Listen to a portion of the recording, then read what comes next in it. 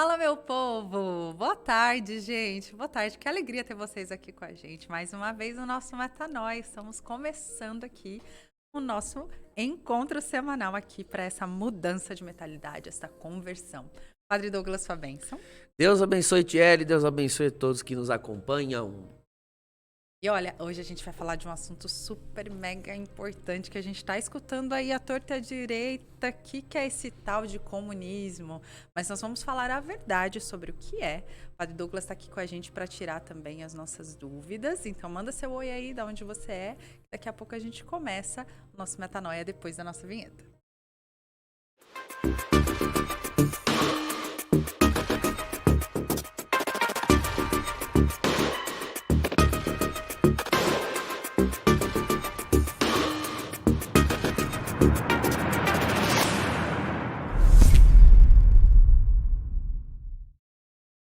E antes da gente começar de verdade a entrar no nosso assunto, eu não posso esquecer de te pedir para se inscrever no nosso canal, viu?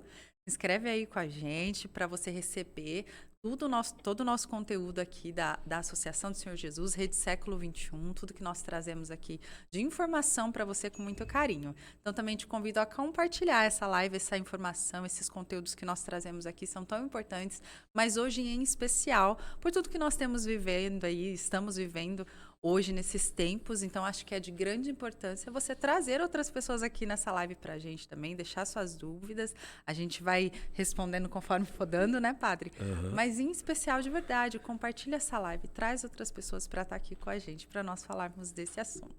E quero começar já logo, Padre, perguntando, como catequese mesmo, o que é o comunismo, né? Tá. Para falar o que é o comunismo, não chega a ser uma questão de catequese a princípio, mas de filosofia, não é? É importante a gente distinguir o que é o comunismo tal como foi formulado na sua origem e o comunismo tal como nós temos hoje. Sim. Tá? São duas coisas distintas. É importante distinguir porque vocês devem ouvir por aí, eles ficam falando esse negócio de comunismo, nem existe mais comunismo. Existe um tipo de comunismo que não existe mais, de fato. Mas tem um vigente e muito forte. Então, o comunismo é uma teoria de Estado sociopolítica elaborada por um autor chamado Karl Marx no século XIX. Então, vamos explicar bem o que é isso. Marx olhou, observou a sociedade como tal. Marx era um filósofo, sociólogo alemão, viveu na Alemanha do século XIX. Lembrando que o século XIX foi o período das revoluções industriais. As pessoas começaram a deixar os campos, a sociedade deixou de ser majoritariamente rural, agrícola, e as pessoas começaram a vir para as grandes metrópoles trabalhar nas indústrias. Então, a Revolução Industrial, aquela economia que existia no mundo pautada na manufatura, né, produção rural, etc., começou a se realizar em escala industrial. Então, as pessoas, vamos exemplificar aqui, você antes tinha lá umas 4, 5 vacas leiteiras e o seu vizinho fabricava sapatos. Então, você, às vezes, trocava sapatos por 1 litro de leite e ele comprava leite dando sapatos. Você produzia ali 5, 6 litros por dia e vendia naquela aldeia, né, rural. De repente, há uma revolução industrial, um cara compra 500 cabeças de gado e começa a ordenhar. É um exemplo que eu estou dando, né?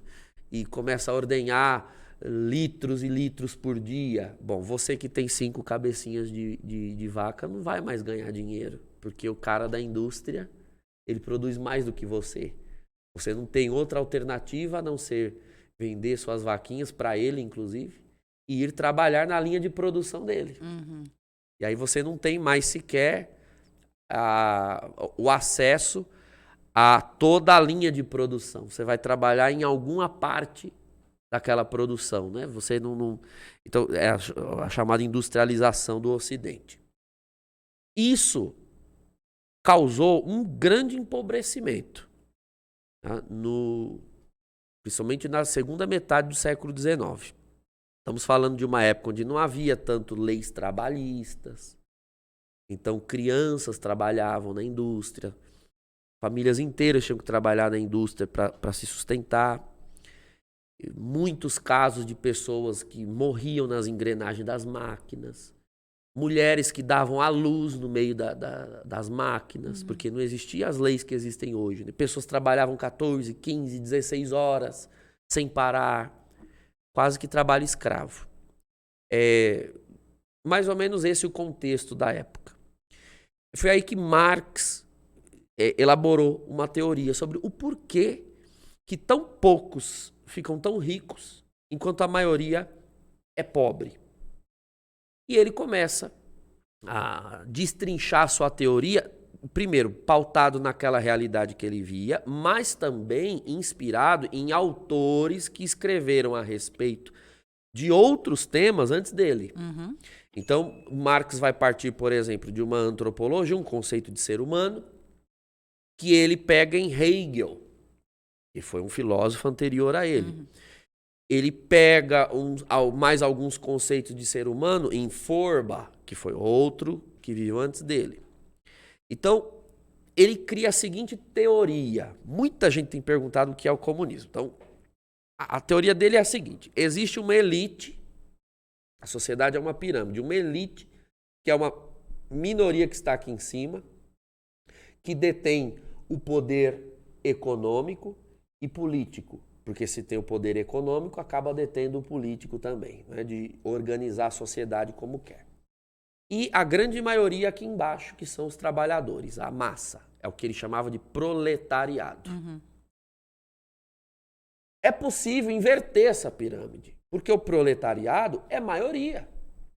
Então, se a maioria tomar consciência de que por ser maioria pode ter o poder, ela consegue subverter, né, inverter a ordem social e derrubar essa elite. Agora, para derrubar essa elite, são necessárias duas coisas para Marx. Primeiro, que esse proletariado seja organizado. Para que haja uma ordem no proletariado, era necessário um partido político. É ali que ele escreve a sua obra, o Manifesto Comunista, que ele diz que o partido são aqueles que vão organizar a revolução social e realizá-la em nome do proletariado. Porque o proletariado inteiro vai embasar, vai fomentar, vai ajudar na revolução, mas alguém tem que tomar a frente, alguém tem que fazer. Então, o partido é aquele que representa os anseios do proletariado. E é esse partido que vai fazer a revolução. E para você derrubar essa elite, não há outro meio, aqui vem a segunda coisa, que são os meios bélicos. A revolução tem que ser armada. Você tem de derrubar essa elite pelas armas, com o uso da força. Isso é o marxismo original, o comunismo original. Então, qual é a proposta aqui? Você já tem uma elite lá em cima. Você vai, em nome do proletariado, transformar o partido numa elite superior à elite. Você está querendo derrubar uma elite, mas para isso você cria uma maior e mais forte ainda. Para derrubar essa aqui. Ah, mas não é em nome do proletariado? Então, tem outros aspectos aqui. Ele diz que o proletariado está muito condicionado a viver dessa forma, como proletário. Existe um anseio nas pessoas por deter o produto do seu trabalho. Você trabalha, Tiele, você quer o seu salário. E você quer ser proprietária do seu salário e de tudo aquilo que ele pode adquirir. Pode proporcionar, né? Isso, você com o seu dinheiro vai comprar sua roupa. Então a sua roupa é uma propriedade sua, uma propriedade privada. Você vai comprar uma casa. A casa é propriedade privada. Acontece que essa noção de propriedade privada foi que gerou essa elite que a gente quer derrubar. Se todos forem donos de tudo o que é o resultado do seu trabalho, então sempre vai ter alguém que tem mais e alguém que tem menos. Então Marx defendia desfazer a noção de propriedade privada. Todos vão trabalhar, alguns mais, outros menos, só que o resultado final do trabalho vai ser distribuído por igual a todos. E quem vai fazer isso? O partido. Então, é necessário criar uma sociedade, fazer a revolução e colocar a sociedade por um período sob governo do partido. É o que se chama socialismo. O socialismo é um período em que o partido está no governo apenas para mudar essa mentalidade de propriedade privada, de família. Por exemplo, se você tem os seus filhos, você quer ser detentora da educação deles, da transmissão de princípios a eles. Mas se enquanto você fizer isso do seu jeito, ela fizer do dela, ele fizer do dele, nós não vamos ter uma sociedade igual. Precisa, então, o partido, precisa o partido também tutelar, cuidar dos seus filhos, dos seus bens, dos seus filhos, da sua família, para que uma geração após a outra, todos vão tendo a mentalidade socialista. Quando todos tiverem a mentalidade socialista, Marx dizia, então o partido pode sair do poder, porque aí a sociedade sozinha já está em comum, seria o comunismo. O comunismo seria o resultado final do socialismo. O socialismo é o período em que você vai mudando a forma como as pessoas pensam, agem, como a sociedade se organiza. Tá, essa era a teoria. Então, por exemplo, muitas coisas precisariam ser destruídas. Noção de propriedade privada, noção de família, patriarcal, matriarcal, os filhos não são do pai e da mãe, mas são da sociedade. Religião, a religião, ela ilude as pessoas, ele pega isso de Forba, né? Que dizia que a religião é o ópio do povo, você fica suportando sofrimentos, dores, coisas nessa vida, crendo que numa outra vida você vai ter uma recompensa, etc. Então, a religião, sobretudo o cristianismo, deixa as pessoas alienadas em relação à luta pela revolução. Então tem que eliminar o cristianismo também, até porque as religiões criam elites próprias, que é o clero, na opinião de Marx. Qualquer religião, os protestantes criam uma elite clerical, os católicos criam uma elite. Então você não pode ter elites na sociedade, a não ser o partido. Porque o partido quer o bem de todos. É o poder em nome do povo, porque o povo delegou ao partido na mentalidade socialista. Em nome dessa filosofia, Thierry, foram feitas essas revoluções. Então, ali nos anos 20, anos 30, se tentou praticar do jeito que Marx escreveu. Foi feita, então, a Revolução Russa, a Revolução Bolchevique, que tornou todos os estados ali em torno da Rússia foram cooptados para esse regime, o que se usou chamar União das Repúblicas Socialistas Soviéticas, né? A União Soviética, e também Mao Tse-tung na China empregou essa revolução, tudo por meio de armas. Marx deixou claro, quem não topasse a luta, só existem dois lados para Marx, quem aceita a revolução e quem resiste. Quem resistir à revolução deve ser eliminado. Simplesmente eliminado. Então, a União Soviética, para vocês terem ideia, matou 100 milhões de pessoas. 100 milhões. Isso nas estatísticas nas estatísticas oficiais. Né? Para você ter uma ideia, na Rússia tem a região da Sibéria. Eles pegavam ônibus, enchiam com as pessoas e soltavam na Sibéria para morrer de frio.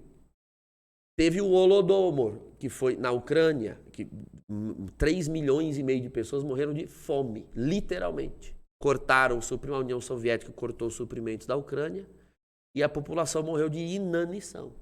Então, assim, morreu muita gente. O número de mortes causado pelo comunismo faz os campos de concentração de Hitler parecerem uma brincadeirinha de ciranda. Hitler matou 6 milhões de judeus. O comunismo matou 100 milhões. dá 60 vezes o nazismo. E a gente tem o nazismo como emblema de maldade, mas o comunismo fez muito pior.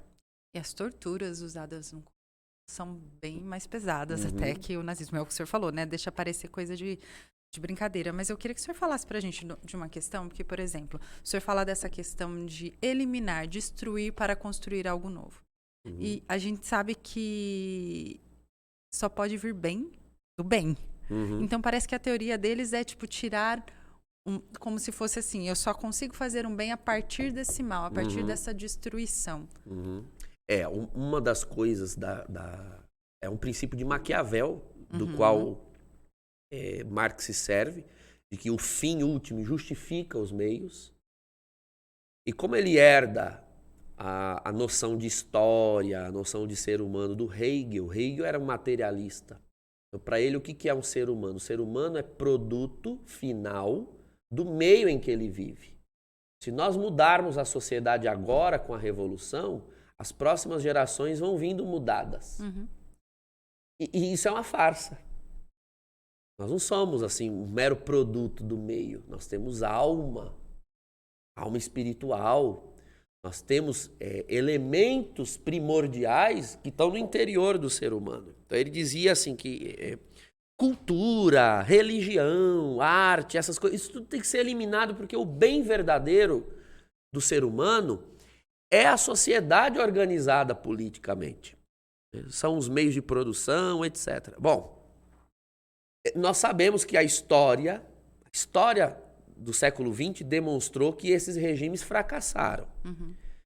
A resistência a esse tipo de regime absolutista é tão grande que não tem como você eliminar todo mundo que se opõe a ele. E outra, ele não contava com o fato de que o partido se tornaria uma elite mais poderosa do que aquelas elites que eles diziam que tinham que ser derrubadas. Então aquela ideia de uma sociedade igualitária, aquilo é uma farsa. O ser humano não é assim. O que nós podemos buscar é justiça, mas não igualdade. A ideia de igualdade é inumana, é desumana. Exatamente. Você não é igual a mim. Nós podemos ter direitos iguais, acesso igual a determinados bens da criação, mas você não é eu e eu não sou você. Não existe. Bem, isso é justiça, né? Isso é justiça. Então não é igualdade. Sempre haverá quem trabalha melhor certo aspecto do que outro, que produz melhor do que outro. Então, isso sempre vai existir. Tá? Isso é da natureza humana. Então a ideia de ser humano que Marx tinha é uma ideia que não corresponde à natureza humana. Lá pelos anos 80, um número grande de adeptos da filosofia marxista no que diz respeito a reformular a sociedade, reconfigurar a sociedade, se organizou e começou a tecer uma série de críticas ao marxismo, mas não críticas para destruí-lo, críticas para reformulá-lo. É a chamada Escola de Frankfurt, Frankfurt na Alemanha. Ali uma série de autores como Durkheim, Marcuse, Habermas, Theodor Adorno e vários outros observaram, olha, por que o socialismo como Marx planejou não deu certo? Por conta desses aspectos que eu disse. A resistência, essa coisa de luta armada não funcionou. Você tentar eliminar a religião, não funcionou. O ser humano é naturalmente religioso. Modificar a cultura, né? Eliminar a cultura, não funcionou. Então, eles começam a perceber que se nós queremos reconfigurar a sociedade, não pode ser sobre essas instituições, mas tem que ser através dessas instituições, como educação, religião, cultura, arte. Tudo isso precisa ser permeado pelas ideias comunistas e não eliminados pelo partido. O partido precisa se apropriar dessas instâncias, porque o ser humano é isso. O ser humano não é só matéria, como era para Hegel e Marx comprou a ideia. O ser humano também é uma transcendência, ele tem sentimentos, emoção, psique. E se a gente quer reconfigurar a sociedade, Nós precisamos fazer a revolução a partir disso. A partir das bases, né? Isso. Foi aí que surgiu o que muitos chamam de marxismo cultural. O próprio Lenin, que sucedeu a Stalin, os primeiros revolucionários na União Soviética, escreveu muito a respeito disso. O Antônio Gramsci, que foi o fundador do Partido Comunista Italiano, escreveu muito sobre isso. Então, eles começaram a tecer estratégias para inseminar a cultura ocidental de ideias comunistas, para destruir a sociedade tal como nós temos e implantar um novo regime. Agora, preste atenção. Que sociedade é essa que eles querem destruir? Basicamente, a nossa sociedade ocidental, ela é fundada, criada sobre 3 pilares. 3 pilares. Bento XVI fez um discurso uma vez no parlamento alemão, lembrando esses 3 pilares. A filosofia grega, o direito romano e a religião judaico-cristã. Padre, antes do senhor continuar, desculpe interromper, mas vale lembrar que o próprio Marx era de origem judaica, né? Sim, ele era de origem judaica. Ou seja, não era um ateu em si mesmo que escreveu tudo isso. Se tornou depois ateu e a sua filosofia é ateísta, mas ele tem uma origem judaica. O Marx era assim um falastrão, um hipócrita. Se você observar a filosofia dele e a vida dele, você vai ver que em absolutamente nada ele viveu ou praticou aquilo que ele escreveu. Ele vivia em casa, às custas da esposa, que tinha que trabalhar fora, né? E morreu ali, dependente dela, ou seja, falou tanto da elite e etc., do proletário que tinha que se levantar, se erguer. Ele nunca se ergueu para absolutamente coisa alguma. Então, é o que um filósofo chamava de paralaxe cognitiva. Existe a solução para o mundo dentro da sua cabeça, mas você mesmo não praticou aquilo. A vida do filósofo não verifica né, aquilo que ele produziu intelectualmente. Então, a escola de Frankfurt, ela quer destruir essa sociedade porque se acredita que a sociedade como está construída é que é a causa de todos os males. Então, por exemplo, a religião judaico-cristã é causa dos males. É dela, por exemplo, para esses filósofos, que vem a noção de família, né, de propriedade privada, porque cá para nós, se você tem filhos, esposo, esposa, então você quer ter casa, você quer ter alimento, roupa, você quer ter propriedade, não só para si, mas para os seus filhos, para que haja herança. Então, enquanto nós sustentarmos a ideia de família natural, nós estamos sustentando a ideia de propriedade privada, e essa ideia de propriedade privada causa opressão, causa desigualdade, etc. Então, temos que destruir a sociedade tal como está configurada. Essa é a proposta. Mas, para fazer isso, tem que ser via cultura, via revolução. Então, essas ideias todas de desconstrução da família, desconstrução da fé, desconstrução de valores e princípios que remontam à noção de verdade, virtude. Veja, tudo isso é filosofia grega. O cristianismo bebeu na filosofia grega. De que existe uma verdade absoluta, de que existe uma beleza, né, uma noção de belo, isso é belo, isso não é, isso é verdadeiro, isso não é. Essa noção de que a realidade é disposta dessa forma, isso também tem que ser desconstruído. Então, o Bento XVI denunciava muito no seu magistério. E por que o Bento XVI denunciava muito? Porque ele foi o prefeito para a congregação do clero durante o pontificado de João Paulo II. João Paulo II foi o santo padre, né, o papa que mais combateu o comunismo. Mais combateu. Porque ele próprio, como polonês, viveu debaixo da cortina de ferro na União Soviética. Ele sabe muito bem, aqueles países do leste europeu sofreram na mão do comunismo e sabem o que ele é de fato. Ao ponto de muitos daqueles países hoje terem o comunismo como crime. Não pode ter partidos de inspiração comunista, e não podem concorrer a eleições, coisas assim, porque criminalizaram de fato. Países que viveram debaixo desses regimes. Então, esse, Tiele, basicamente é o comunismo que existe hoje, não tal como aquele engendrado por Marx. Na origem dele. Na origem. Mas hoje você tem grupos, né, partidos, que militam as ideias socialistas nesse sentido. Então, eles têm feito muito bem aquilo a que se propuseram.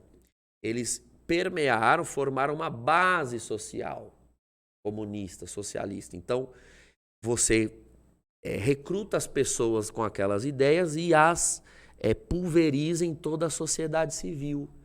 Você tem que ter professores com essa mentalidade, artistas com essa mentalidade, advogados, juízes, até ministros nas religiões, né, lideranças nas religiões, permear. Essa era a ideia do Gramsci, do Lenin, da escola de Frankfurt.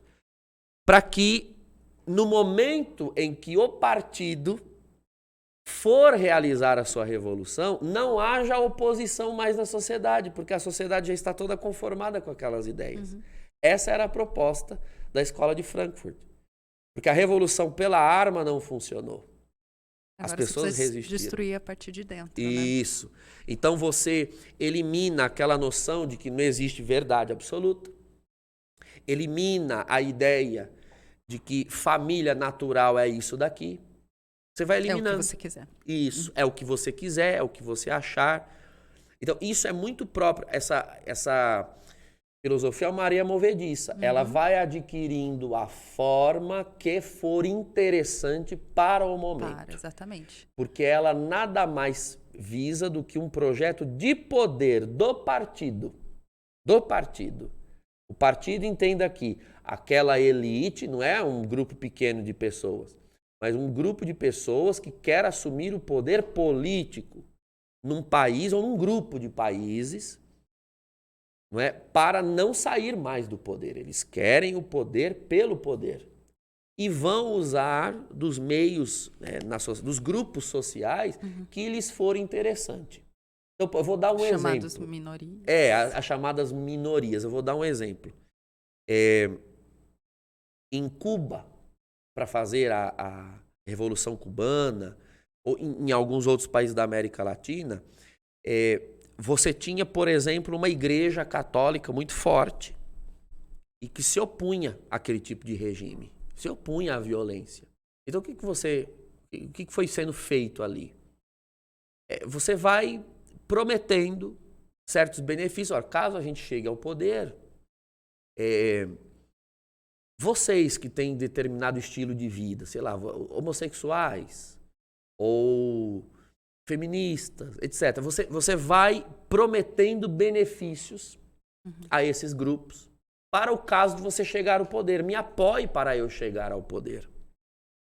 E aí o que acontece? Enquanto esses grupos são apoiados, eles também vão se tornando vozes fortes. Né? Eles vão criando pequenas elites ali, um movimento disso, um movimento daquilo. Só que a hora que o partido chegar ao poder, ele vai fazer de tudo para se manter nesse poder. Não pode haver outras elites. Então, eles instrumentalizam aquele grupo para ajudar na revolução, mas quando a revolução é feita, os primeiros a serem destruídos são esses grupos. Porque pode ser que eles reivindiquem o poder também. Exatamente. Então você fortalece um grupo feminista para te ajudar na revolução. Mas a hora que eu chegar no poder, eu preciso desfazer, eu preciso cortar a cabeça desses movimentos feministas, porque eles também podem. Forte de novo. Sim, eles podem fazer oposição ao regime, querendo o poder. Então, assim, homossexuais foram metralhados, fuzilados a rodo em Cuba. Sim. Pessoas com ideias revolucionárias que não unidos ao partido foram eliminadas. Então não tem isso de que o socialismo defende esse ou aquele grupo. Não, eles não defendem a grupo algum. Eles defendem a sua elite política. Tanto que é um cuidado que eu acho que a gente precisa ter. Aí, de repente, você chegou aqui na live agora e pensou assim, mas o que isso tem a ver com metanoia, que isso tem a ver com o cristianismo e tudo mais? Mas é um cuidado muito grande que a gente precisa ter, porque tudo isso que o padre está falando é de usar das minorias, mas isso acontece também dentro da igreja, porque, por exemplo, eu fui muito ensinada de que o socialismo era algo cristão. Porque o que a gente escuta muito é que Jesus foi o primeiro socialista de verdade, né? Jesus foi aquele que implantou a ideia de que nós somos iguais, então tudo precisa de ser dividido por igual. Então eles usam da própria palavra, né? Distorcida, né? Deturpada, para dizer que isso também é algo cristão, porque eu preciso usar desse povo que acredita que é no amor, sem armas, nesse cuidado que as coisas funcionam. E na realidade, nada disso tem respaldo no Evangelho, propriamente dito. É a chamada teologia da libertação, né, Tiele? Ela surge nos anos 70, após o Vaticano II, não por causa do concílio, tem que ficar claro isso, porque quando você pega os documentos do concílio, você não encontra nada ali que respalde a chamada teologia da libertação. Absolutamente nada. O que aconteceu foi, eu expliquei agora, que houve essa confabulação dos críticos ao socialismo de que era necessário permear as instituições da sociedade, todas elas, para fazer a revolução. Então também buscaram permear as igrejas católicas e algumas protestantes históricas mais antigas, luterana, anglicana, metodista, presbiterianos, e muitas dessas igrejas também, hoje em dia, têm sua liderança embebida dessa teologia. A teologia da libertação, ela tem uma origem ali católica, porque é a instituição cristã mais numerosa e mais expressiva quantitativamente no Ocidente, mas as outras também foram impregnadas. A Igreja Ortodoxa Russa, por influência da Revolução Russa, o catolicismo na América Latina e ali em alguns países da Europa, principalmente França, Suíça e Alemanha, que é onde se engendraram ali pensamentos teológicos que a gente chama progressistas. Já bem antes do Vaticano II, eles já vinham formulando ideias que visavam o quê? Dar leitura social e leitura política aos evangelhos. É ruim dar leitura social e política aos evangelhos? Não, desde que elas não sejam exclusivas. Existem elementos sociais e políticos na Escritura? Existem, mas não só. Tem elementos espirituais, tem elementos transcendentais, mas não, a proposta é ler toda a Sagrada Escritura, toda, inclusive a pessoa de Jesus, sob chave, sob viés político. Reduzir a essa chave. Então, isso foi feito e foi composta muita literatura, muito livro, muitas revistas, muitas aulas. Isso foi para os seminários, isso foi para a formação do clero, isso foi para a formação do laicato. E essa mentalidade foi entrando de um Jesus que sofreu o que sofreu porque quis fazer uma revolução social, como se não fosse uma revolução do coração do homem. A ideia de um Jesus que quis igualdade, né, nesse sentido que é inexistente. Ele próprio institui o grupo dos apóstolos, os 72 discípulos, exatamente. Tem a multidão, cada um tem o seu lugar e o de um não é o do outro. Isso não é igualdade, isso é justiça. Pro monte. Isso. Não leva todo mundo. Leva 3 com ele para o monte. Ele sim deixa uma noção de sociabilidade, não de socialismo. Então, de partilhar os bens, de auxiliar o pobre, mas não é um socialismo, porque é próprio da noção de socialismo a luta de classes. Luta de classes. Lembra o proletário contra a elite burguesa. Luta de classes. Então Jesus, a ideia de um Jesus que ama o pobre e odeia o rico a ponto de combatê-lo. Opa, você não tem Jesus nos evangelhos combatendo o rico. Na verdade, acho que o evangelho ensina que essa elite aqui precisa, teoricamente, dar a mão para que seja sustento para esse povo que necessita, né? Estender a mão para o pobre. Você tem Jesus comendo na casa dos fariseus. Então, não é Jesus não ensina que é necessário estender a mão ao pobre, é necessário estender a mão a ele, Jesus. O que a teologia da libertação fez foi o que a gente chama de virada antropológica. Uma teologia não inspirada em Jesus Cristo, mas inspirada na sociedade, no ser humano. Então, dependendo da época, vai mudando a teologia, o substrato, né, a motivação teológica. E isso é um perigo. A teologia ela tem que se inspirar na pessoa de Jesus, revelada nas Escrituras e na tradição da igreja, e não no pobre.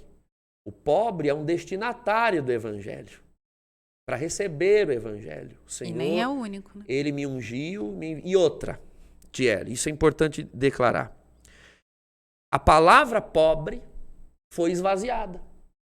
Porque no cristianismo, como um todo, o que é o pobre? É aquele que carece de algo fundamental para a sua vida humana. A teologia da libertação comprou a ideia marxista de pobre. O que é o pobre para o marxista? É aquele que não tem recursos econômicos. Então, o pobre é o que não tem dinheiro.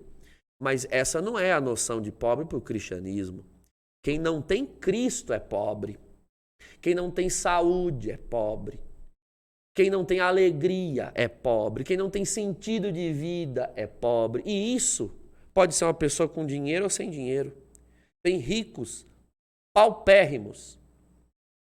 Eu visito, às vezes, pessoas que são muito bem abastadas financeiramente, mas estão de luto, estão com depressão, estão enfermas. E eu não vou porque eles moram num apartamento de classe média alta? Se for cair na lógica da teologia da libertação comprada pelo marxismo, não posso, porque eles são ricos, não são destinatários do nosso ministério. Está errado. Ele tem dinheiro, mas ele carece de algo que eu tenho. Eu tenho o evangelho, eu tenho o testemunho, eu tenho sacramentos para ministrar, eu tenho a oração para levar. Ele é um pobre. Então, a categoria pobre, reduzida ao conceito econômico, isso é infiltração marxista. E muitas vezes o pobre tem muito mais a ensinar a gente do que a gente para ele, Meu Deus do céu! O pobre, no sentido econômico, é o grande protagonista do evangelho. O grande protagonista. Então, você coisificar o pobre, o tadinho, o coitadinho. Mas o pobre, ele é o protagonista do evangelho. O pobre no sentido de que aquele que foi destinatário do evangelho, está em Lucas capítulo 4, o Senhor me ungiu e me enviou a anunciar a boa nova aos pobres. E você vê Jesus dizendo isso e ir lá pregar para um Nicodemos, por exemplo, que era um fariseu muito bem obrigado. Então quer dizer que Nicodemos é um pobre? Economicamente não. Mas era um homem que queria respostas, que não encontrava respostas. Não ter respostas é não ter algo fundamental para a vida humana. E isso é uma pobreza. Então a categoria pobreza, ela foi desgastada por essas teologias de inspiração socialista, sob o pretexto de que estão baseadas no evangelho, podem estar em 2, 3 páginas, ignorando todas as outras. Ou é todo o evangelho ou não é nada. Mas é muito comum isso acontecer dentro dessa teoria, né, padre? Dessa teoria marxista e tudo mais. Tirar as coisas de contexto para serem usadas, né? Então, o próprio pobre é tirado de contexto para ser usado como uma massa ali, para dizer que eu faço algo por ele. Porque isso toca, né, nas pessoas diretamente. Mas eu queria que você falasse um pouquinho pra gente, porque quando a gente fala de comunismo, não tem como não lembrar das aparições de Nossa Senhora, né? E muita coisa foi dito por ela contra toda essa teoria, todas essas revoluções. Eu acho que é importante falar para quem nos assiste que isso não é algo de agora, porque nós estamos vivendo tempos difíceis, sim, mas que Nossa Senhora já relatou em muitas das suas visitas e tudo mais, das suas aparições. E eu acho importante ressaltar isso muito no fato de que isso faz muito tempo. Então, não foi algo que aconteceu ontem, ela já vinha nos falando, né? Sobretudo em Fátima, 1917, a Virgem Maria alerta a respeito dos males da Rússia. ela nem diz a palavra comunismo. Por quê? Porque se ela dissesse comunismo, você vê como de fato ela vem de Deus para alertar. Se ela dissesse comunismo simplesmente, você reparou que nas definições que eu fui dando, o comunismo ele muda, e ele muda radicalmente? Ele muda de face, ele muda de estratégias, ele muda de métodos. Então, são males da Rússia, ou seja, todos os tipos de comunismos que viessem, porque aquele de revolução armada fracassou, mas outro se reinventou. Então, veja, uma pessoa que seja devota da Santíssima Virgem, sobretudo de Nossa Senhora de Fátima, eu acredito que todos sejam, todo fiel católico tenha amor a Nossa Senhora de Fátima. Não basta a devoção. É necessário dar ouvidos ao conteúdo da mensagem. O conteúdo. Escutá-la, não só admirá-la, mas ouvi-la. Se a Virgem Maria veio do céu para dizer que aquilo ali não presta, não somos nós agora que vamos começar a dizer que aquilo ali é algo bom. Para que Deus tenha mandado a sua própria mãe vir do céu para falar a respeito de algo político. Então alguém diz assim, não gosto de assunto de política. Bom, mas até Nossa Senhora veio se mexer com isso. Até ela veio tocar no assunto. Então quem somos nós agora para não tocar? Muito pelo contrário, né, padre? Fica até um dever nosso como cristão. Em 1917, quando ela aparece em Fátima, estava em curso a Primeira Grande Guerra. Não havia ainda a Revolução Russa e comunismo. Isso foi acontecer quase 20 anos depois. Inclusive a Lúcia e os pastorinhos, Lúcia, Francisco e Jacinta, reportam que na aparição ouviram esse nome, Rússia, eles eram crianças e eles nunca tinham ouvido falar em Rússia. Eram crianças, eram analfabetos, e a Lúcia conta na sua biografia, àquela altura eu conhecia, além de Portugal, conhecia a França, Espanha, Inglaterra, alguns países ali em volta eu já tinha ouvido falar, mas esse nome Rússia nunca tínhamos ouvido falar. E realmente estava totalmente fora da capacidade daquelas crianças ouvirem falar de Rússia. E Nossa Senhora alertou que quando os males da Rússia, né, eles podiam ser evitados se a Rússia fosse consagrada ao Imaculado Coração dela. E se não fosse feita essa consagração, a Rússia espalharia os seus males, né, por toda a terra. Ela até chegou a dizer, a irmã Lúcia, que essa consagração seria feita, mas quando fosse feita já seria tarde. E realmente foram feitas algumas consagrações, não exatamente como a Virgem pediu, tinha que ser feita uma consagração especificamente da Rússia. E aí, como já tinha acontecido a Revolução Russa, quando os papas tentaram fazer, por razões políticas, era muito complicado fazer essa consagração. Citar a Rússia e condenar o comunismo veementemente. Principalmente ali na Europa, o Vaticano estando ali na Europa. Era muito complicado, um risco muito grande. Sobretudo em períodos de guerra. Então, João Paulo II conheceu, foi o Papa que mais se dedicou a se aprofundar nas mensagens de Fátima, principalmente depois que ele sofreu o atentado na Praça de São Pedro em 13 de maio, não me lembro agora o ano, me fugiu, 80 e alguma coisa, nas mãos de um muçulmano fanático que o baleou, mas havia uma visão em Fátima se referindo a um bispo de branco caindo ensanguentado na Praça de São Pedro. Quando ele sofre um atentado, ele se lembra da mensagem. Ele vai, bonita a história, ele pega o projétil, né, a bala, leva e ela encaixa perfeitamente na coroa que Nossa Senhora tinha em Fátima. Parece que tinha sido feito aquele nicho para caber a bala, como se Nossa Senhora soubesse, né, daquele tiro que ia acontecer, sabia de fato. E todos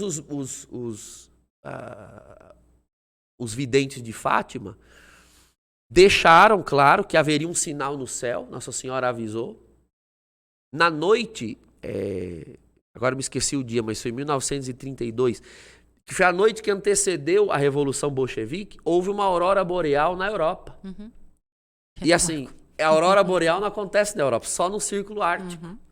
Mas a Europa inteira viu. Então, a Virgem falou que haveria um grande sinal no céu, que seria visto por todos. E foi visto. Em Roma se pôde ver. E Roma já é bem no sul da Europa, né? Itália, a Península Itálica. E na noite seguinte aconteceu a Revolução Comunista. Então, a Virgem Maria, ela veio alertar. E alertou que esses males se infiltrariam, se espalhariam, inclusive na igreja. Nas aparições de Garabandal, isso foi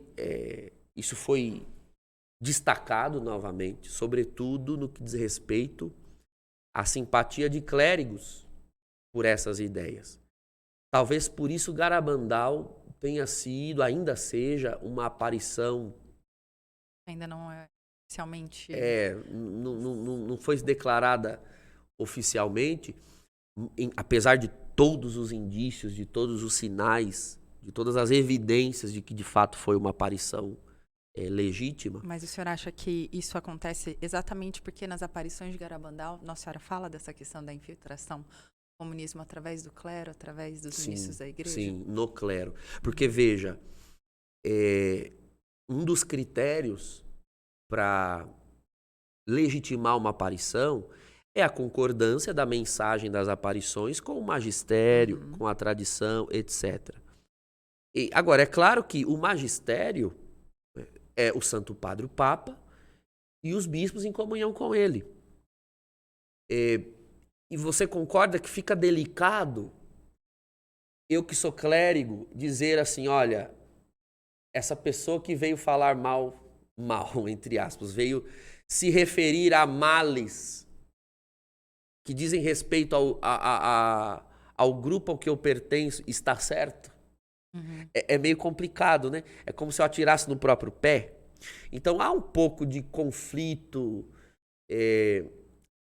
episcopal, do clero em legitimar aquelas mensagens, porque seria reconhecer que entraram males na mentalidade do clero.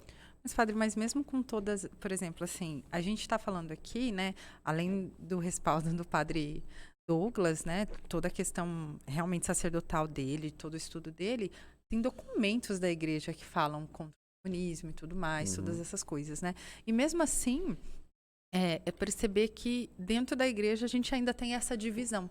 Perceber que nós, como cristãos, hoje estamos separados também. Além do país todo estar dividido, né? De um lado do outro, assim, de acontecer essa divisão, perceber isso dentro da própria igreja, essa divisão, né? Mas porque a lição foi muito bem feita, Tiele. Você vê que eu disse há pouco que os ideólogos ali, fim dos anos 70, começo dos anos 80, eles pensaram que era necessário infiltrar as ideias, e isso é importante ressaltar, as ideias socialistas. Uma pessoa, então, que tenha sido formada pela teologia da libertação, por exemplo, ela foi convencida interiormente, racionalmente, de que tudo aquilo está de acordo com o evangelho e que aquilo é a fé cristã verdadeira. E que aquilo, e mais, que nada daquilo tem a ver com o comunismo. Ela foi convencida disso. Ela foi embebida dessas ideias. Então, geralmente, um teólogo da libertação, quando vai se pronunciar, falar ou escrever, ele não cita autores socialistas ou comunistas. Marx disse isso. Embora, se você pegar o livro que é considerado o pontapé inicial da teologia da libertação, que se chama Teologia da Libertação, do Gustavo Gutierrez, ele cita Marx, ele cita Engels, ele cita Ernest Bloch, ele cita autores que são os autores propriamente dito do comunismo. Ele os cita. Mas na medida em que vão passando os séculos, os anos, um autor vai citando o outro, que vai citando o outro, já não fica se citando mais esses pais filósofos do comunismo. Mas as ideias vão sendo reproduzidas. E a impressão que dá é que, porque foi uma ideia engendrada por um teólogo, transmitida por um teólogo, e no mais das vezes esse teólogo é um clérigo, é um padre, é um bispo. Então você cria uma bolha ideológica, né, de ideias, que transmite a sensação de que aquele é o verdadeiro cristianismo. Agora você imagine uma teologia dessas que tem mais de 50 anos. Pare para pensar, um jovenzinho de 15 anos que há 60 anos atrás pertencia a uma comunidade de base, aprendeu daquela forma, foi ensinado daquela forma, entrou para o seminário, aprendeu teologia daquela forma, filosofia daquela forma, virou padre, sei lá, de repente até virou bispo. E ele acredita que aquele é o verdadeiro cristianismo. Você há de convir que se ele ver um cristianismo lido de outra forma, ele tende a achar que aquele cristianismo é que é falso. E não o de libertação que ele aprendeu. Aí o senhor chegou num ponto assim que eu acho extremamente importante, que é esse discernimento da verdade. Aí eu queria até pedir para o senhor que o senhor falasse para a gente, para quem está nesse meio do caminho, que olha e fala assim, tá, mas isso parece verdade para mim, mas eu também estou tentando entender, eu estou buscando a verdade. Como cristãos, nós sabemos que a verdade é uma pessoa, mas existe os pontos factuais das coisas. Então, assim, como que a pessoa pode buscar a verdade nesse sentido, para que ela não se perca no meio do caminho? O primeiro ponto é parabenizar a pessoa que quer buscar a verdade, porque ela crê que há uma verdade. Porque é da premissa socialista que não há verdades concretas e absolutas. Isso, de certa forma, também entrou nessas teologias progressistas. Então, há teólogos da libertação que vão afirmar que Jesus mesmo, houve a separação entre o chamado Jesus histórico e o Cristo da fé. Né? Então, Jesus histórico, ninguém sabe quem foi. Tem o Cristo da fé, o que foi escrito a respeito dele, mas ele mesmo a gente não sabe como foi, o que falou. Então, isso é o grande perigo da teologia progressista. O primeiro passo é você crer que há uma verdade. E você crer que há um meio eficaz para acessá-la.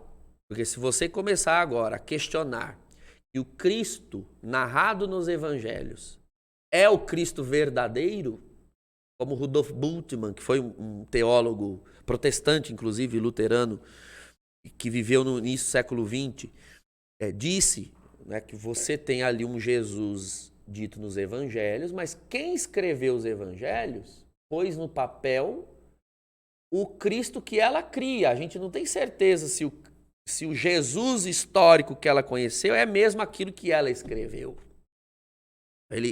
Se você começa, então, a questionar as fontes factíveis da fé, então agora a gente vai ter que suspender. Né? Suspender a verdade, de dizer não há verdade sobre Jesus. A fé cristã está pautada na Escritura e na tradição de 2000 anos. E essa tradição, por mais que passe o tempo, e por mais que ela se atualize, ela seja atualizada por um magistério, ela sempre é uma verdade continuada. Se você adere a uma teologia, uma perspectiva, uma noção teológica que propõe rupturas com a fé de 2000 anos, então cuidado. Porque é isso que acontece no mais das vezes. Uma ruptura com a moral cristã, uma ruptura com a forma como a igreja sempre celebrou os sacramentos. Existem linhas teológicas de libertação que vão propor isso. Sempre se creu que Jesus está presente realmente na Eucaristia.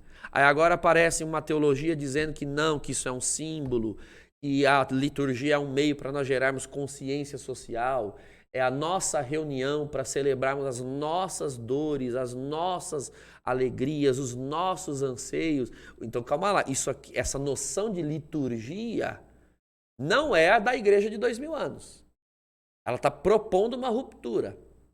Então, a moral da igreja sempre ensinou castidade, celibato para os ministros sagrados, virgindade consagrada como possibilidade, fidelidade matrimonial, matrimônio indissolúvel.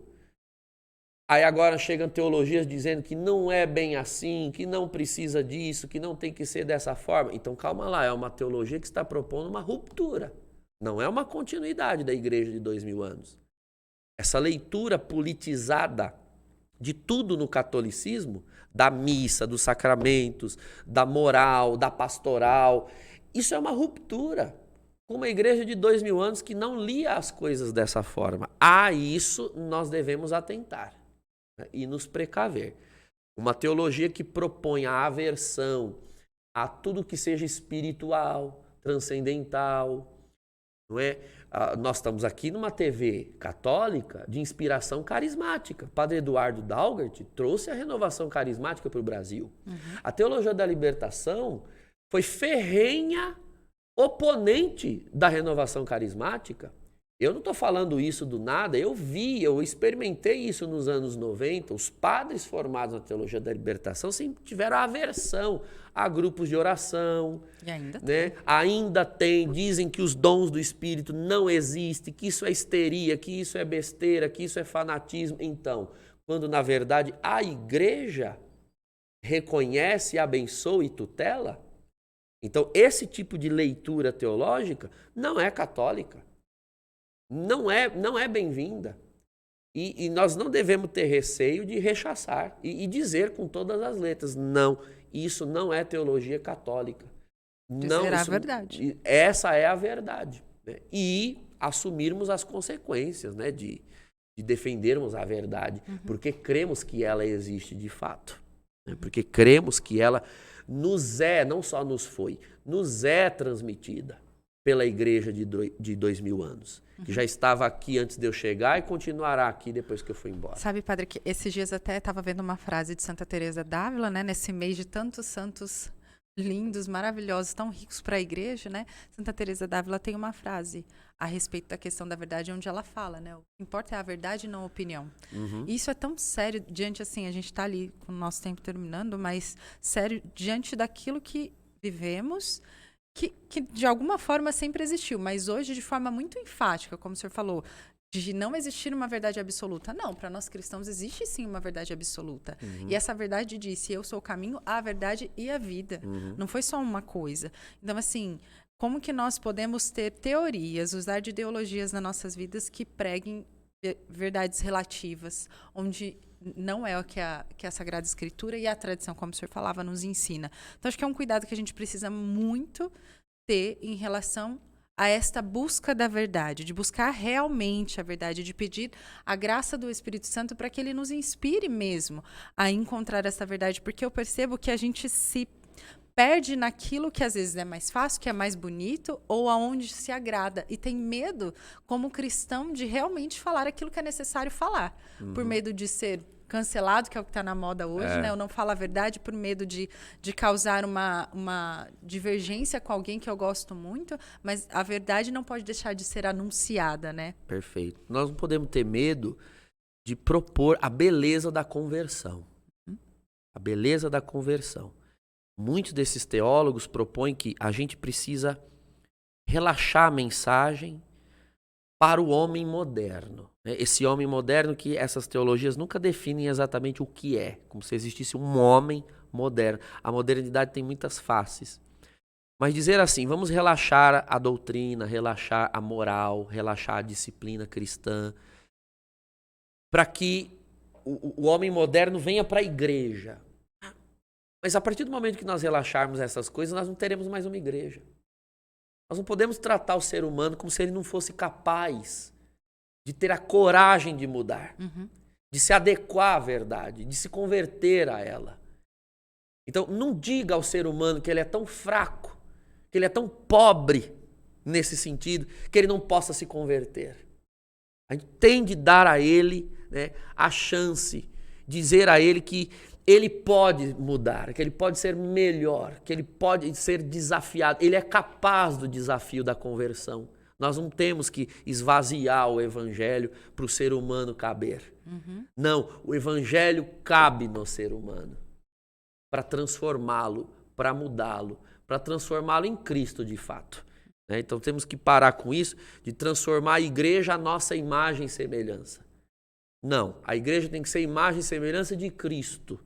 E nós irmos nos configurando a Ele e não o contrário. O mundo é que deve converter-se a Cristo.